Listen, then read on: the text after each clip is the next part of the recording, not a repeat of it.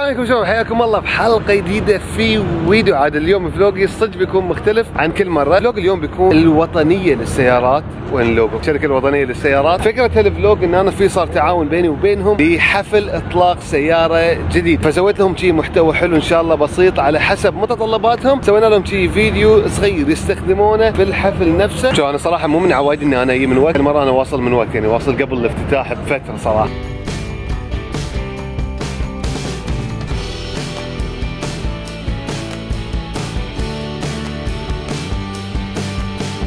الحين خبرونا انه باقي 10 دقائق ان شاء الله ويبدون. طبعا هذه 5 دقائق، يعني هاي 10، ومسامحه في ناس يزعلون لما تسوي لهم كذي.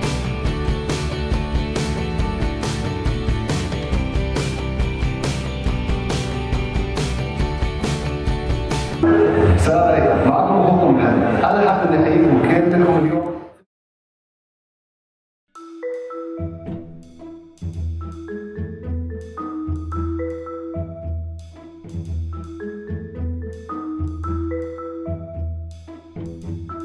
السلام عليكم، معكم اخوكم محمد. انا حاب اني احييكم كلكم اليوم في الاوفيشال لونش اوف ذا ماليبو 2017.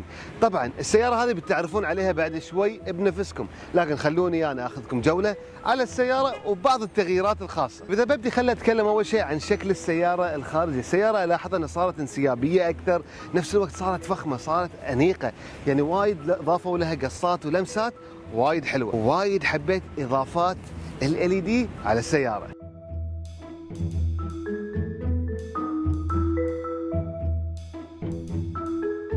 خلوني قبل لا اروح داخل السياره واراويكم الانتيرير نتكلم شوي عن ماكينه السياره. طبعا هذه الماكينه هي ايكوتك 2.5 لتر، قوه الحصان 186 HP. نفس الوقت الفيول افشنسي وايد مهم بالنسبه لهذه السياره. على فكره هم خففوا وزن السياره لتقريبا 130 كيلو.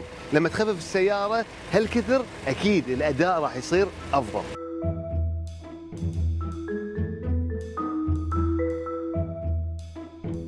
أما إذا حبيت أتكلم عن داخلية السيارة، صراحة أنا وايد حبيت اللمسات في الألوان. نفس الوقت تقدر تحس إن فرق الكواليتي عن السابق، صراحة جودة جدا عالية. عندهم شاشة هني جدا مميزة، الشاشة هني الأكبر في فئة هذه السيارة 8 إنش، وغير الشاشة هذه عندهم شاشة ثانية قدامك 4 إنش، يعني عندك شاشتين 8 و4. النافيجيشن سيستم على فكرة السيستم 3D، وأنا وايد حبيت إن الشاشة كلها تاتش سكرين. والميزه اللي انا شخصيا وايد عجبتني شلون تقدر تنقل شاشه تلفونك شاشه سيارتك. الشفره اكدوا علي انهم وايد يعتنون بموضوع السيفتي والسلامه. مثلا هذه السياره فيها 6 اير باجز، غير كذي عندهم ميزه الرادار اللي هني في السياره. هذه ميزته شنو؟ انه ينبهك اذا انت انحرفت عن المسار او اذا احد طاف قدامك ولا سياره وقفت، السيارة تتحكم بالبريك وتوقف علشان تحميك وعلشان سلامتك. غير كذي المناظر الاثنين فيهم بلايند سبوت، يعني السيارات اللي انت ما تقدر تلاحظهم في تنبيه يطلع لك ان في سيارة موجودة وانت مو منتبه لها. اتوقع ان هذه السيارة راح تكون المفضلة عند العوائل، وعلشان كذي المساحة شغلة وايد مهمة. فانا بشوف الباك سيت شلون. إذا بتكلم عن الحجم، يمكن أنا مو وايد طويل عشان أقيس الليج سبيس، بس أنا حجمي في النهاية مو صغير صراحة، أنا متيني شوي. فإذا بتكلم عن كذي أنا صراحة أنا أشوف بدون أي مجاملات إن المساحة جدا ممتازة، جدا مناسبة بالنسبة للليج روم. نفس الوقت الهيد روم أحسه جدا مناسب صراحة.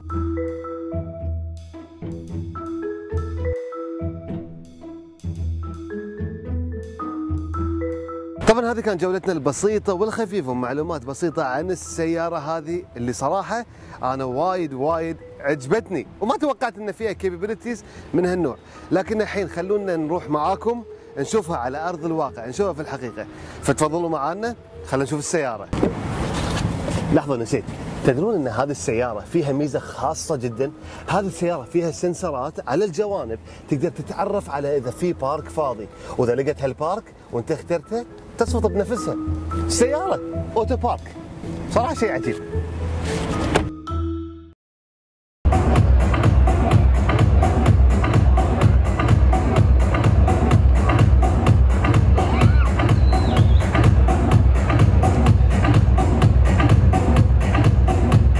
داخل زحمة. صراحه كان شعور غريب لما تشوف الناس كلهم قاعدين والشاشه شي كبيره وفيديو وانا موجود. يعني انا ادري ان وايد ناس يتابعوني اصلا ويشوفون فيديوهاتي، بس لما انت تكون موجود معاهم وهم يشوفون وتشوف رياكشنهم صراحه كان شيء حلو.